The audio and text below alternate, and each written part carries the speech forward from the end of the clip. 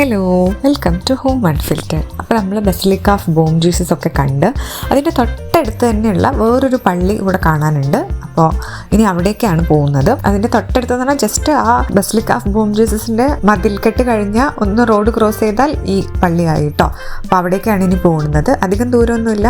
നമ്മൾ കയറുമ്പോൾ തന്നെ വലിയൊരു പുൽമൈതാനിയും പിന്നെ ആർക്കിയോളജിക്കൽ സർവേ ഓഫ് ഇന്ത്യയുടെ ഒരു ബോർഡൊക്കെ നമ്മൾ അവിടെ കണ്ടു.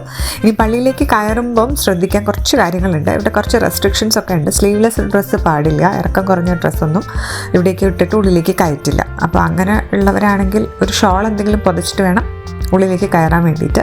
അവിടെ തന്നെ നിൽക്കുന്നുണ്ട് ഒരു ലേഡി ഒരു ഷോൾ വിൽക്കാൻ വേണ്ടിയിട്ട്. അപ്പം ഫോറിനേഴ്സൊക്കെ വന്നിട്ട് ആ ലേഡീൻ്റെ അടുത്ത് നിന്ന് ഷോളും കാര്യങ്ങളൊക്കെ വാങ്ങിയിട്ടാണ് ഉള്ളിൽ കയറുന്നത്.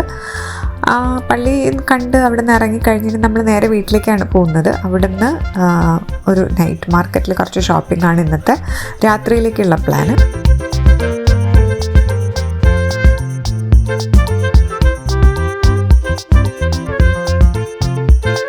കലാങ്കുട്ടെ നൈറ്റ് മാർക്കറ്റിലേക്കാണ് പോണത്.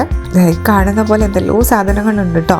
ഞങ്ങളിങ്ങനെ എല്ലാം കണ്ട് നടന്ന് പിന്നെ എന്താ വാങ്ങേണ്ടതെന്നൊന്നും അറിയില്ല. പിന്നെ ടൂറിന് വരാൻ പറ്റാത്ത കുറച്ച് പേര് ചെറിയ മക്കളുണ്ടായിരുന്നു. അപ്പോൾ അവർക്ക് കുറച്ച് ടോയ്സും കാര്യങ്ങളൊക്കെ വാങ്ങി. അപ്പോൾ അതെല്ലാം കണ്ടപ്പം റിച്ചിട്ടന് മറ്റേ സൈലോഫോൺ വേണമെന്നൊക്കെ പറഞ്ഞു. അപ്പോൾ അത് കുറച്ച് നോക്കി വില പേശി 100 രൂപയ്ക്ക് സൈലോഫോൺ കിട്ടി.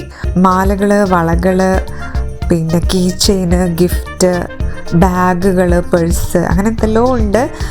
പിന്നെ വീട്ടിൽ ഭംഗിക്ക് വെക്കാൻ വേണ്ടിയിട്ടുള്ള ഷോക്കേസിൽ വെക്കാനുള്ള സാധനങ്ങൾ അങ്ങനത്തെ ഒക്കെ ഉണ്ട്. അതെല്ലാം കണ്ട് നടന്നു. എല്ലാം ചിലപ്പോൾ എടുത്തു നോക്കി അങ്ങനെയൊക്കെ നടന്നു. പിന്നെ വില പേശി വാങ്ങണം. അതാണ് ഇവിടുത്തെ മെയിൻ സംഭവം.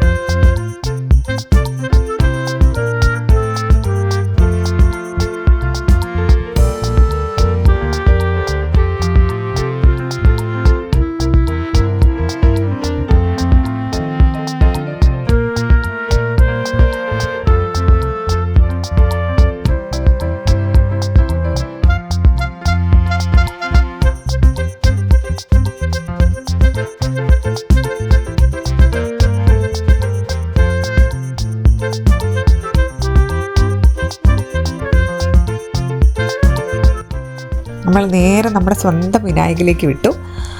അവിടെ നിന്ന് തന്നെയാണ് ഇന്നത്തെ ഡിന്നർ എന്ന് പറയുന്നത്. ഉച്ചത്തെ ഫുഡ് ഒട്ടും നന്നായിരുന്നില്ല. ബസിലിക്ക ഓഫ് ബോം ജീസസിൻ്റെ വീഡിയോയിൽ ഞാൻ പറയുന്നുണ്ട്, ഫുഡ് ഒട്ടും വളരെ മോശമായിരുന്നു. അപ്പം നല്ല ഫുഡ് കഴിക്കണം എന്നുള്ളൊരു ആക്രാന്തത്തിൽ തന്നെയാണ് വിനായകയിൽ നിന്ന് മതിയെന്ന് തീരുമാനിച്ചത്. നല്ല സ്റ്റാഫാണ് കേട്ടോ വിനായകിൽ. കാരണം നമ്മൾ 9 പേർക്ക് ഒരുമിച്ചിരിക്കാൻ വേണ്ടിയിട്ട് അവിടെ വലിയ ടേബിളുകളൊന്നും ഫ്രീ ആയിരുന്നില്ല. സോ അവർ 2 ടേബിളൊക്കെ വേഗം അടുപ്പിച്ചിട്ട് തന്നു. നമ്മളവിടുത്തെ ഓൾമോസ്റ്റ് ഇത്രയും ദിവസങ്ങളിൽ നമ്മളെ കണ്ട് അവർക്കും പരിചയമായിട്ടുണ്ട്. സോ അപ്പം നമ്മൾ ഓർഡർ ചെയ്തത് മീൻ കറിയും പിന്നെ കണവ ഫ്രൈയും ഫിഷ് തവ ഫ്രൈയും അതേപോലെ ഫിഷ് റവ ഫ്രൈ ഉണ്ട്. അത് ഞങ്ങൾക്കാർക്കും, എനിക്കത് ഒട്ടും ഇഷ്ടമല്ല ഫിഷ് റവ ഫ്രൈ. റവയിൽ മുക്കി പൊരിക്കുന്നതാണെന്ന് തോന്നുന്നു. എനിക്ക് ഈ തവ ഫ്രൈ ആണ് ഇഷ്ടമായത്. അതും ഓർഡർ ചെയ്തു. പിന്നെ ചപ്പാത്തിയും പൊറോട്ടയും വേറെ ഉണ്ടായിരുന്നു. നല്ല ഫുഡായിരുന്നു, ഒരു രക്ഷയുണ്ടായിരുന്നില്ല. ഫുഡെല്ലാം കഴിച്ച് പിന്നെ അതിൻ്റെ കൂടെ നമ്മൾ സ്പെഷ്യൽ ലൈം സോഡ. ഇവിടുത്തെ ലൈം സോഡേൻ്റെ പ്രത്യേകത ഞാൻ മുന്നത്തെ വീഡിയോയിൽ പറയുന്നുണ്ട്. അപ്പോൾ അത് കാണാത്തവരൊന്ന് പോയി കണ്ടു നോക്കൂ. അടിപൊളി ലൈം സോഡയാണ്.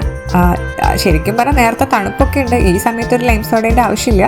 പക്ഷേ വിനായകിൽ ലൈം സോഡ കുടിക്കാൻ ഉള്ള ആക്രാന്തത്തിൻ്റെ പുറത്ത് തന്നെയാണ് വീണ്ടും രാത്രി അത് ഓർഡർ ചെയ്തത്. ഫുഡ് നല്ല ഹെവി ആയിരുന്നു.